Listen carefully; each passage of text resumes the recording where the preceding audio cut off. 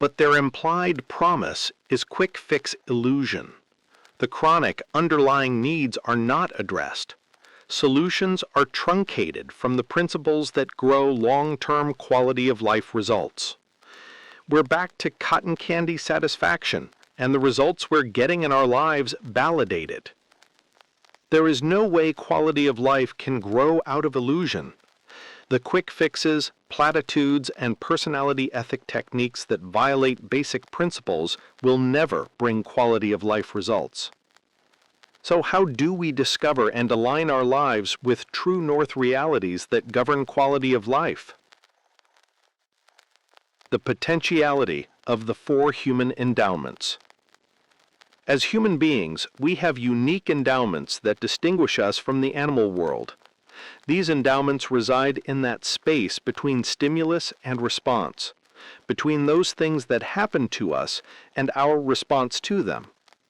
Stephen, years ago, as I was wandering between the stacks of books at a university library, I chanced to open a book in which I encountered one of the most powerful, significant ideas I've ever come across.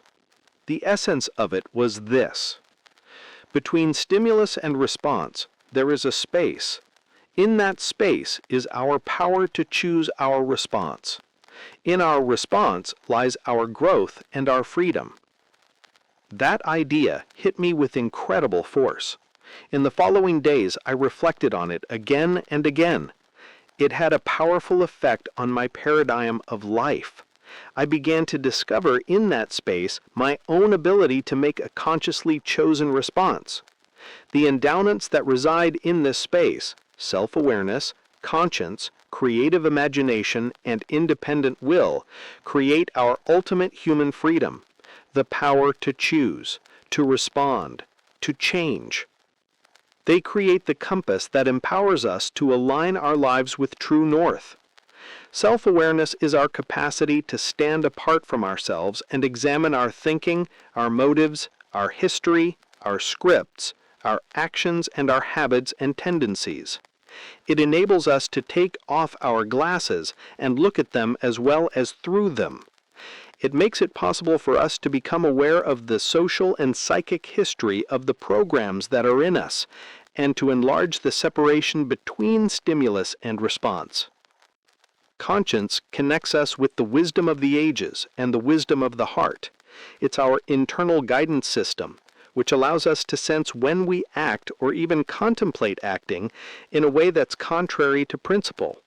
It also gives us a sense of our unique gifts and mission. Independent will is our capacity to act. It gives us the power to transcend our paradigms, to swim upstream, to rewrite our scripts, to act based on principle rather than reacting based on emotion or circumstance. While environmental or genetic influences may be very powerful, they do not control us. We're not victims. We're not the product of our past. We are the product of our choices.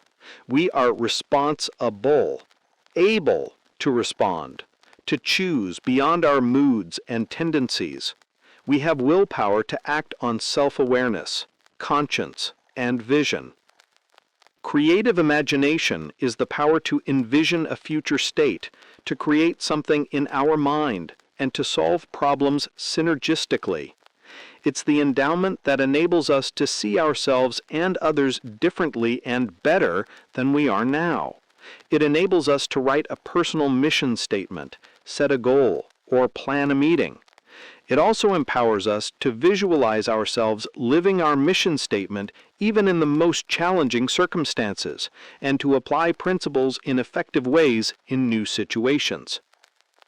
Self-improvement movements often recognize these endowments, but tend to segment them and to address them in isolation. Self-awareness is the focus of the recovery movement, as well as psychoanalysis and most psychotherapy. Conscience is the focus of religion, the world of morality, ethical thought, questions of meaning and right and wrong. Independent will is the willpower, the man-on-the-street approach, white-knuckle your way through life to get what you want, no pain, no gain. Creative imagination is the focus of visualization and mind power movements, such as positive thinking, psycho-cybernetics, the magic of believing, and neuro-linguistic programming. While each approach develops one or more of the human endowments, each fails to recognize all the endowments as an interrelated, synergistic whole. But each of these endowments and the synergy among them is necessary to create quality of life. It's not enough to be self-aware, to recognize we've been scripted in ways that are not in harmony with our deep inner conscience, if we don't have the creative imagination to envision a better way and the independent will to create change. It's not enough to have the independent will to white-knuckle our way through life if we don't develop the conscience to discover true north and cut through the rationalizing and justifying that keep us on dead-end paths. Imagination without independent will can create an idealistic dreamer. Imagination without conscience can create a Hitler.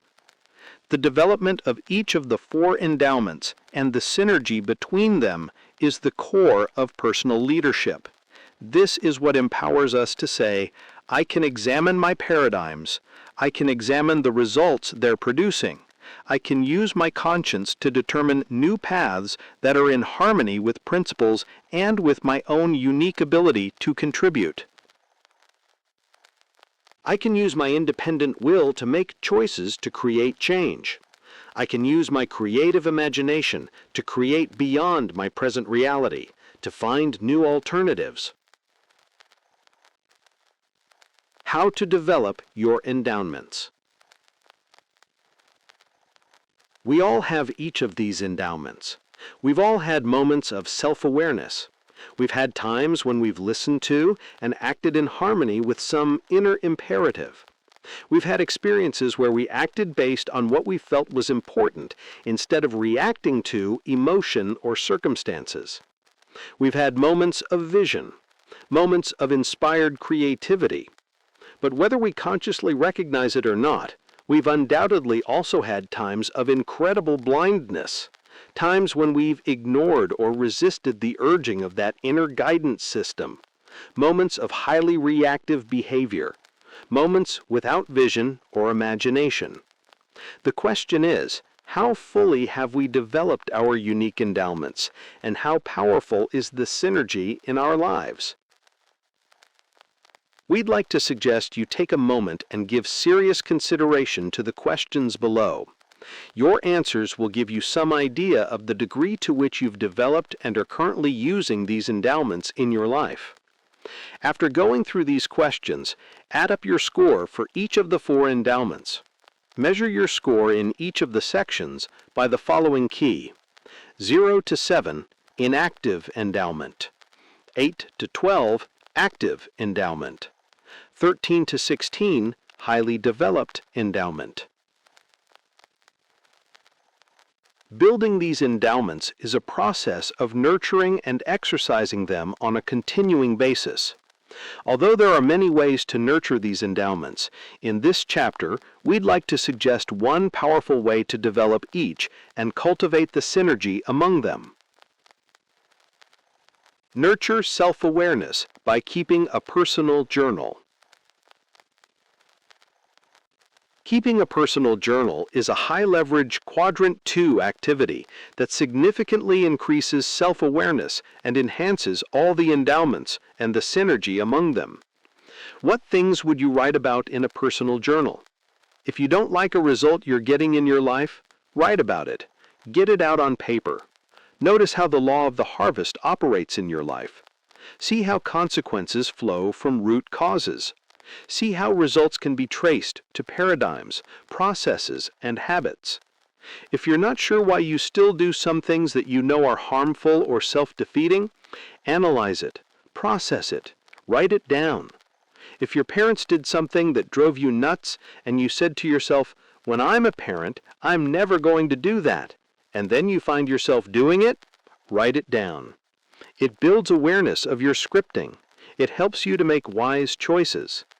If you gain an insight or learn a principle or observe a situation where a principle produced certain results, write about it.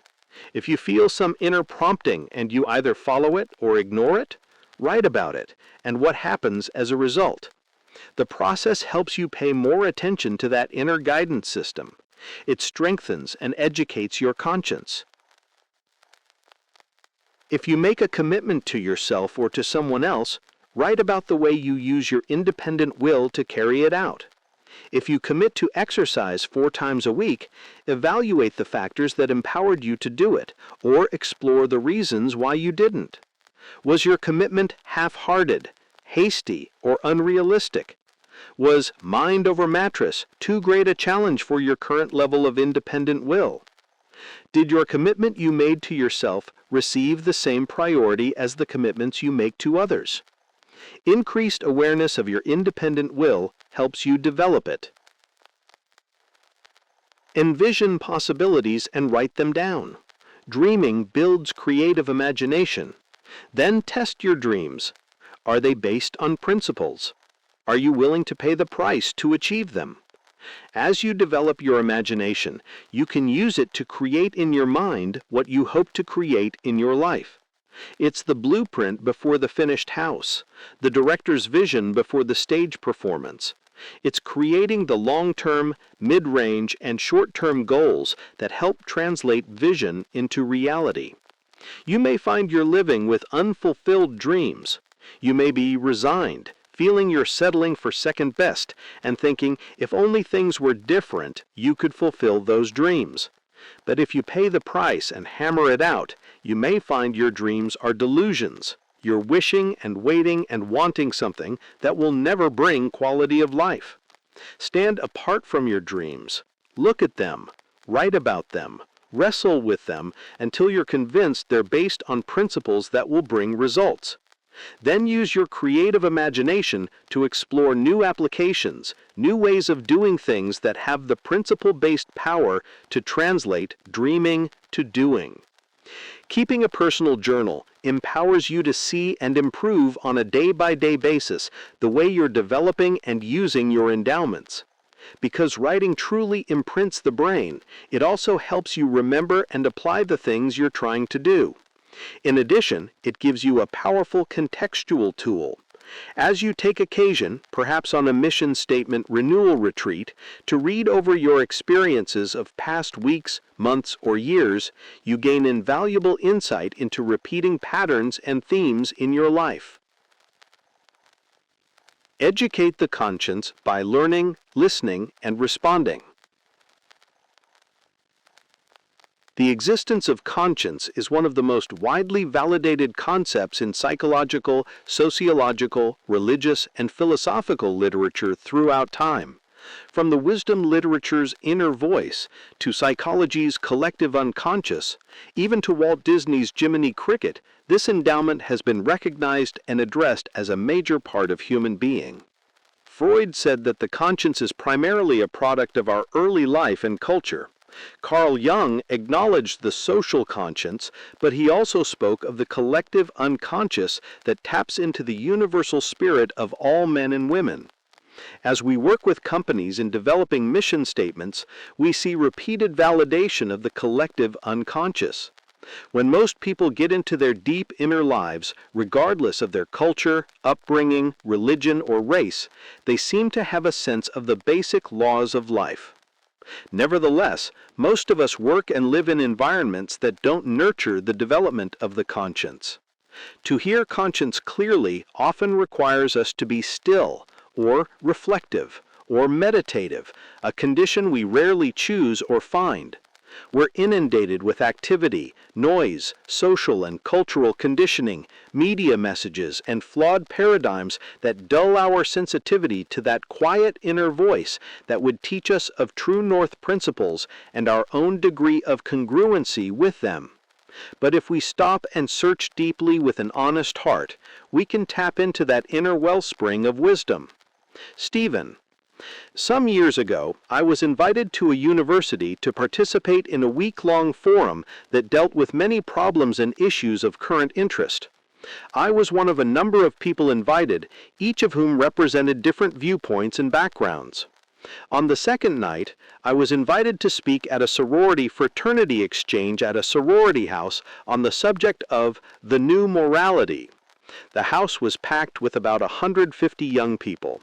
They were sitting in the front room, in the dining room, in the hallway, and up the stairs.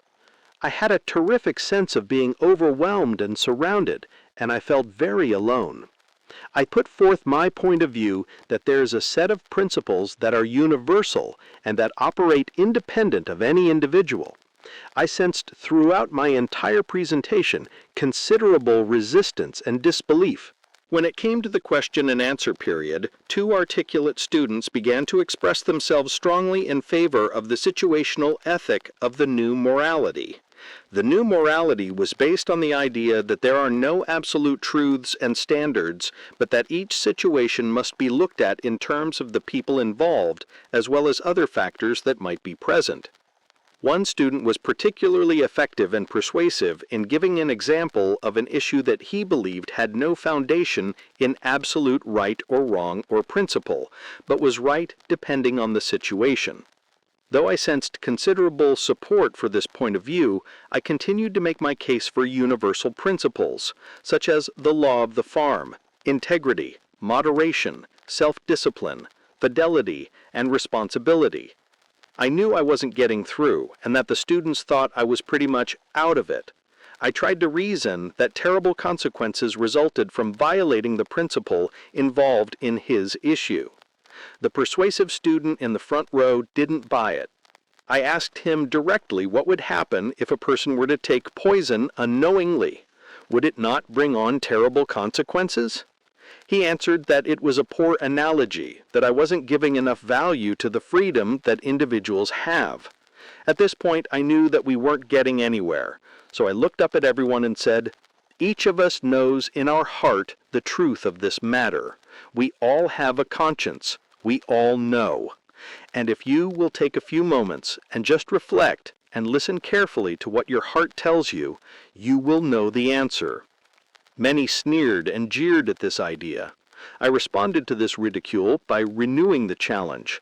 I asked each person to try it individually, and if each person did not feel their conscience answer the question within 1 minute, the group could immediately dismiss me, and I wouldn't waste any more of their time. This sobered them, and most appeared willing to experiment. I asked them to be very quiet and to do no talking, but to listen internally and ask themselves, is the subject, as it has been explained this evening, a true principle or not? The first few seconds, some looked around to see who was going to take this business seriously, but within about 20 seconds, almost every person was sitting quietly and appeared to be very intent in thinking and listening. Many bowed their heads. After a full minute of this silence, which probably seemed like an eternity to some, I looked at the individual at my left who had been so persuasive and vocal, and said to him, "In all honesty, my friend, what did you hear?" He responded quietly but directly, "What I heard is not what I have been saying." I turned to another who had been disagreeing, and I asked him what he had heard. He answered, "I don't know. I just don't know. I'm not certain anymore." There was a totally different spirit among the group. They became subdued and quiet from then on. They became less intellectual and defensive, and more open and teachable. This is the kind of humility we experience when we come to the realization that principles govern, that there is an independent, universal reality outside ourselves that conscience affirms. So how do we develop the endowment of conscience? Let's compare the development of conscience to the development of physical competence symbolized by 5 sets of hands. One set belongs to a great concert pianist who can enthrall audiences with her renditions. Another pair are the hands of a skilled surgeon who can perform delicate operations on the eye or the brain that can save lives and sight and thinking processes. Another set of hands belongs to a great golfer who wins tournaments by making great shots under pressure. Another set of hands belongs to a blind man who can read at incredible speeds by touching the raised markings on a page. And the 5th set of hands belongs to a great sculptor who can make beautiful art out of solid blocks of marble or granite. A highly educated conscience is much like any of these sets of hands. A great price has been paid to educate it. Sacrifices have been made and obstacles overcome. In fact, it actually takes even more discipline, sacrifice, and wisdom to develop an educated conscience than it does to become a great sculptor, golfer, surgeon, braille reader, or concert pianist. But the rewards are far greater. An educated conscience impacts every aspect of our lives. We can educate our conscience by reading and pondering over the wisdom literature of the ages to broaden our awareness of the true north principles that run as common themes throughout time, standing apart and learning from our own experience, carefully observing the experience of others, taking time to be still and listen to that deep inner voice, responding to that voice. It's not enough just to listen to conscience, we must also respond. When we fail to act in harmony with our inner voice, we begin to build a wall around the conscience that blocks its sensitivity and receptivity. As C.S. Lewis observed, disobedience to conscience makes conscience blind. As we connect with the wisdom of the ages and the wisdom of the heart, we become less a function of the social mirror and more a person of character and conscience. Our security doesn't come from the way people treat us or in comparing ourselves to others. It comes from our basic integrity. Nurture independent will by making and keeping promises. One of the best ways to strengthen our independent will is to make and keep promises. Each time we do, we make deposits in our personal integrity account.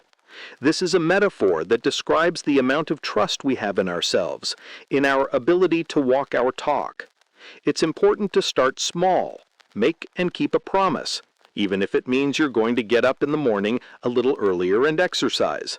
Even if it means you aren't going to watch television tonight. Even if it means you're going to subordinate taste to nutrition for a week.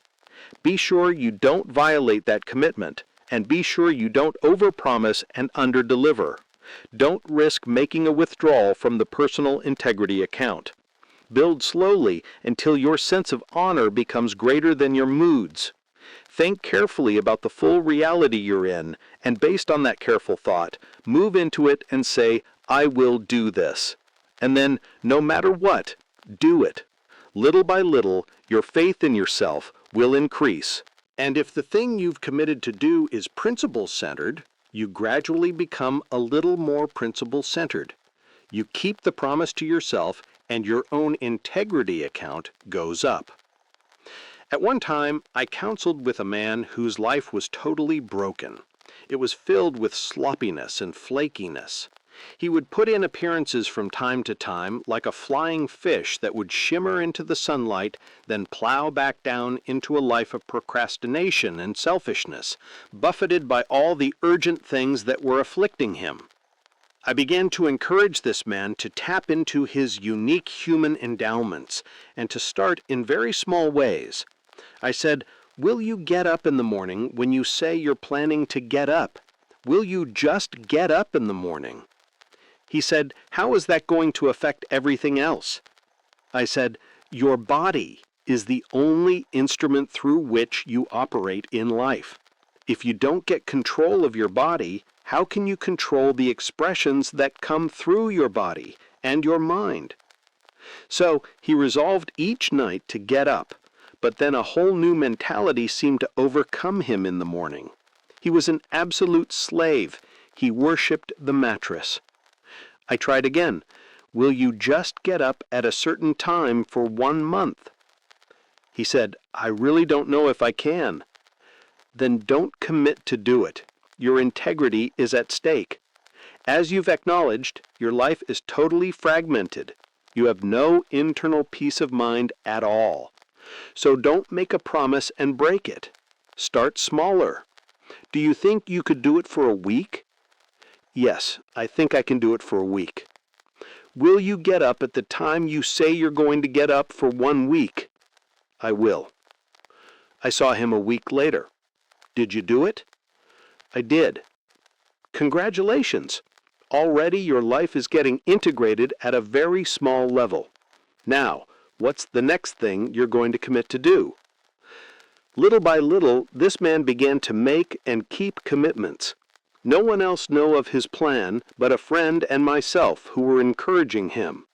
But we began to see remarkable change. Before, his emotional life had been a roller coaster.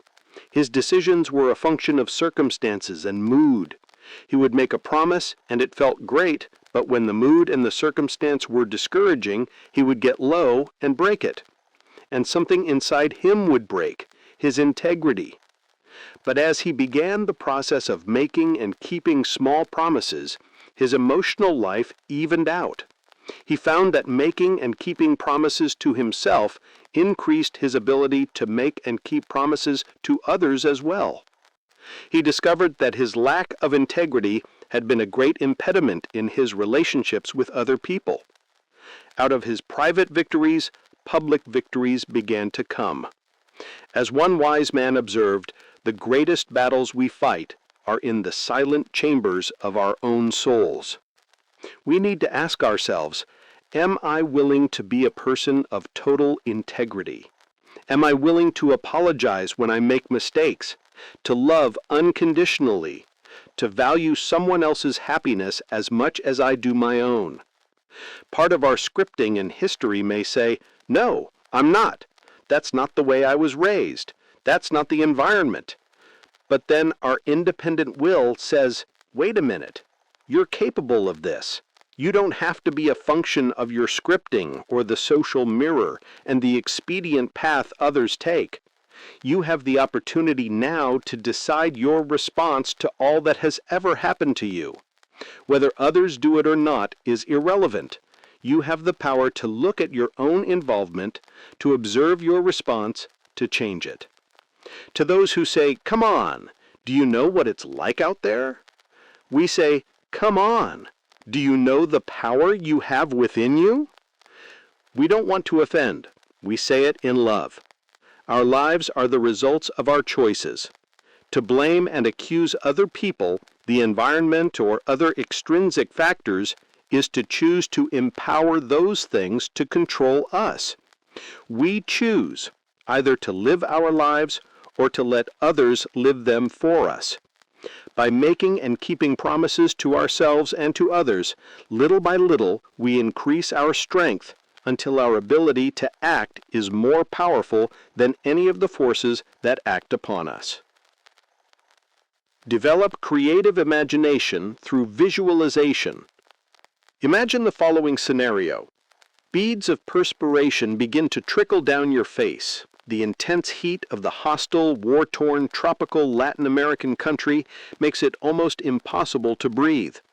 The panic-stricken woman you just rescued from the roach-ridden guerrilla prison clings to your arm, just on the edge of hysteria. Your mission? To return her safely to her father, the ambassador. You have no weapons, no food, no transportation, and no way to communicate with the outside world. Surrounded by hostile enemy troops, you realize your barely adequate place of concealment will soon be discovered. What do you do? Frankly, we don't know what we would do. We don't know what you would do. But we do know what MacGyver would do.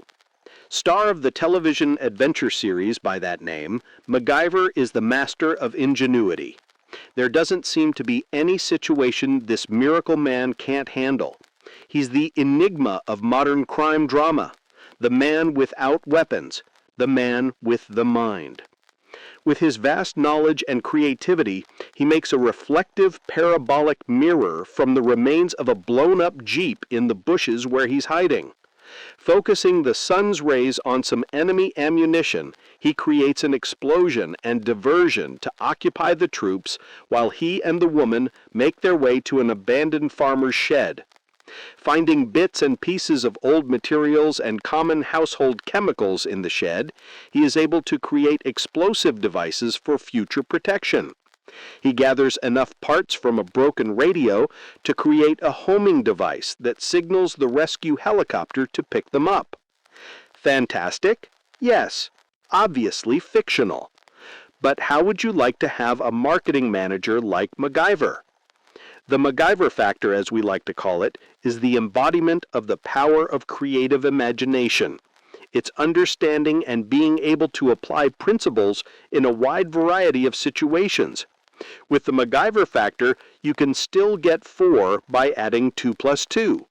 But you could also consider 1 plus 3, 92 minus 88, 228 divided by 57, an infinite variety of fractional combinations, or the square root of 16. The MacGyver factor illustrates the empowering nature of principles. Had he been thinking in terms of practices instead of principles, MacGyver and the ambassador's daughter might even now be sitting in that roach-ridden Latin American prison, berating the fact that they couldn't find a hand grenade. Understanding the MacGyver factor is one of the most exciting and empowering aspects of principle-centered living. Principles are the simplicity on the far side of complexity.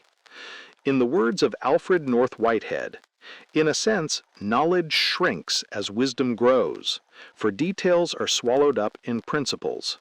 The details of knowledge which are important will be picked up ad hoc in each avocation of life, but the habit of the active utilization of well-understood principles is the final possession of wisdom.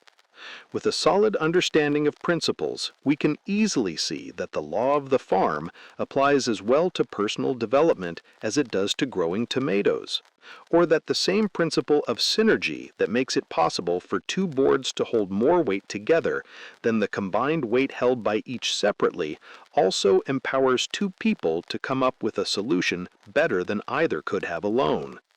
The process we suggest to help develop creative imagination is visualization, a high-leverage mental exercise used by world-class athletes and performers. But instead of using it to improve your tennis game or your concert performance, we suggest you try using it to improve your quality of life. Set aside some time to be alone, away from interruptions.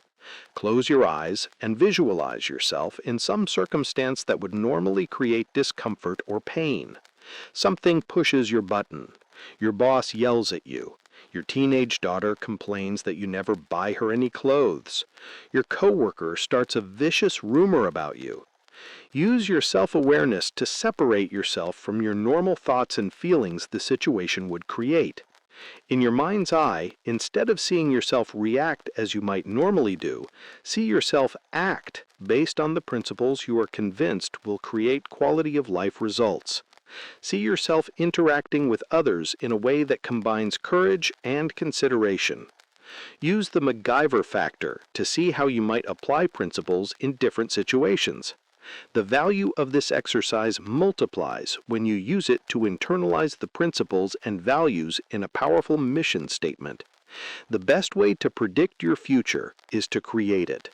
You can use the same power of creative imagination that enables you to see a goal before you accomplish it or plan a meeting to create much of the quality of your own reality before you live it.